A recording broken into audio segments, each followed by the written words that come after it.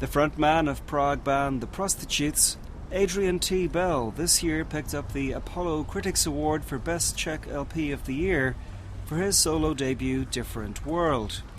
The Newcastle-born singer moved to Prague in 1993 and for most of the intervening period has lived just off Jiřího's Poděbrad Square in the Vinohrady district. And it's there, beneath the shade of some trees on a sweltering day, that we begin our tour of Adrian Bell's Prague. I was going to say we can go and sit in the children's playground here, but two blokes sitting in a playground without kids looks a bit perverted. Tell us, Adrian, why is Jiřího part of your Prague? I just live around the corner, and it's a great place. There's stacks going on. There's a farmer's market which started about 3 years ago, was it now? I think something like that. And it's brought a lot of life. And there's sort of like satellite businesses come out of it. There's like a new baker's just opened, which does really good bread. It's all got queues in there. The famous Antonin.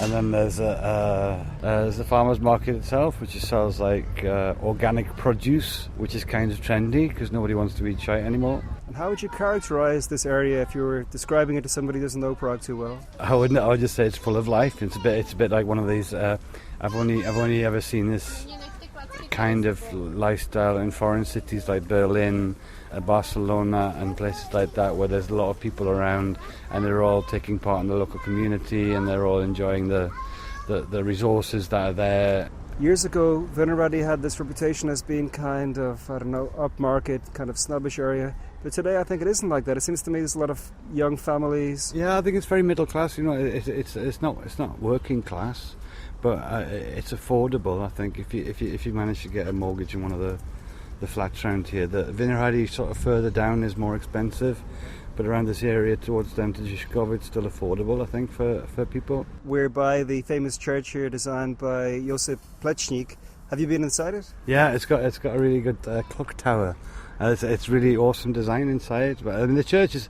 When I first went in there, I thought, oh, this is nice. And then I was brought up a Catholic, and I sort of left it behind because I didn't like the medieval preaching methods that they still use to today. But it's a really nice piece of architecture. I mean, recently we did a collection here for Yazidi children.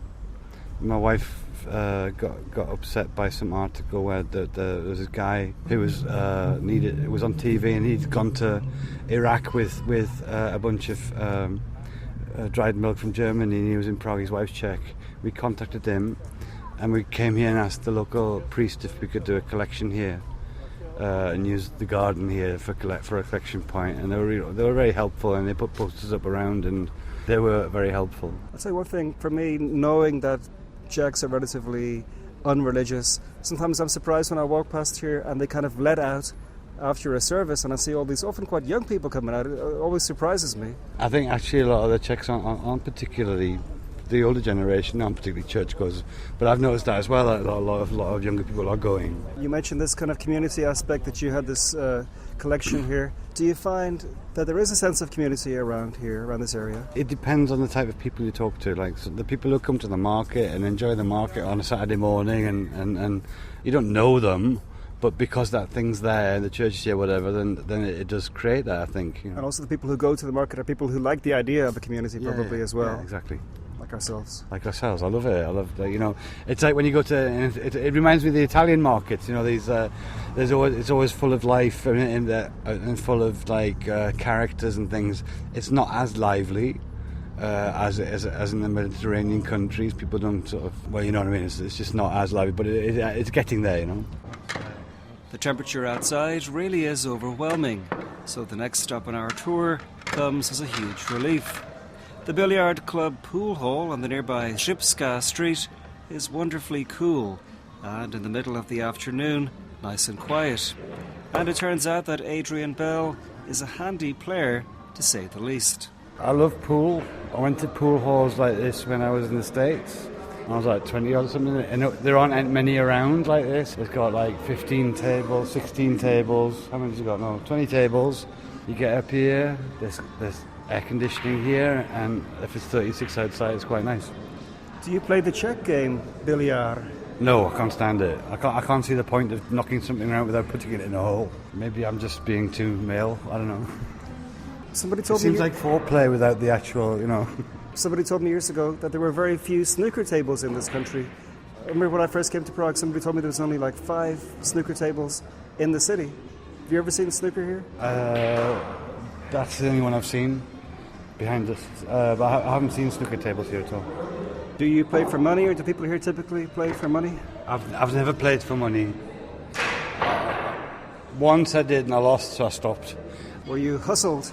Actually, I was. There was this guy in Florida, and I went to play with him, and he had one arm, and he had, you know, he put the cue in the. It was like something out of the West. It's like completely Hollywood films. Wes Anderson film. He had this like crook in his arm where he like used to play through it.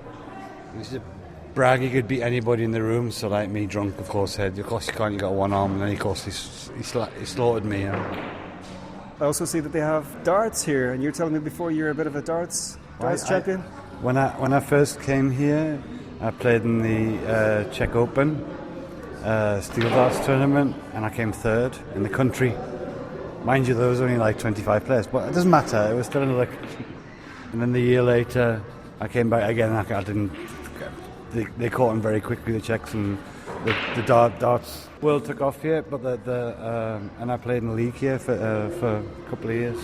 From Billiard Club, it's about a 5-minute walk to one of the hubs of the neighbourhood, Palác Akropolis, a complex comprising a pub, a cafe, and one of Prague's top music venues.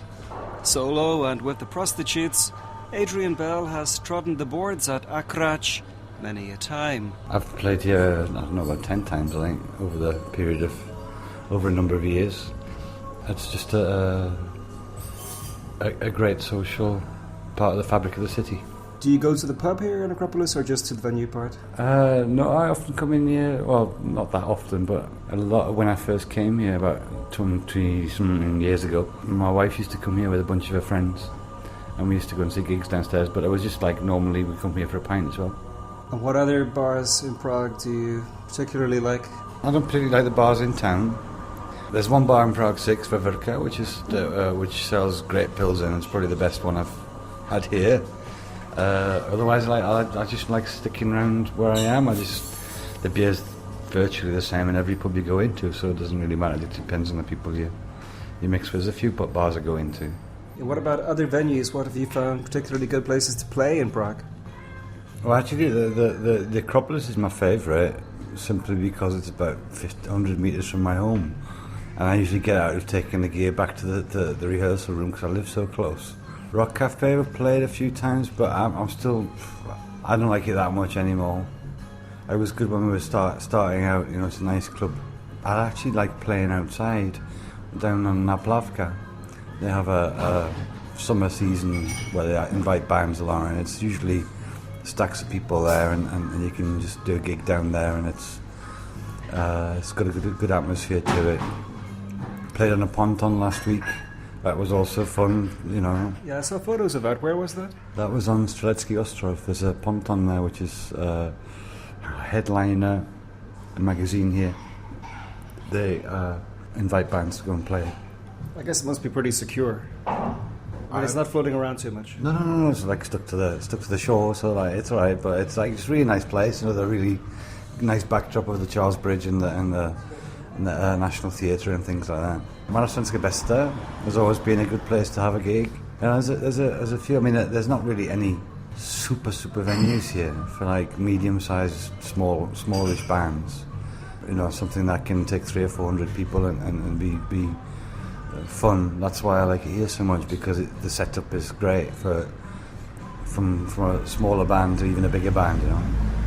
What about for sound as a musician? What venues do you find the best? Again, Acropolis is good. I hate Lucerna Music Bar. We played there a few times. Some people like it down there, but I can't stand it. It's like you stand on stage and there's this wall in front of you, and people are hiding behind concrete pillars and stuff like this. So it's good for a jazz band, but it's not particularly good for any. I think it's good for a view. You can see people quite close up, but as for the sound, it can be a bit of a sludge there, right? Well, I mean, I've talked to a number of sound engineers, and they always say the same thing, that it's incredibly. It can sound good, like jazz bands can sound good, but once you get to. Is it a question of volume? I think it is. I think it's a question of volume, and you know, you get a rock band in there, It echoes off everything, so like it's difficult to control the sound. If you're standing in front of the stage, if you get there first, then the sound's good. But if you're standing on the sort of round the side, if they invite a bigger band in, then it's always like difficult. I like straight up, normal size venue with a space in front and people go and watch the concert.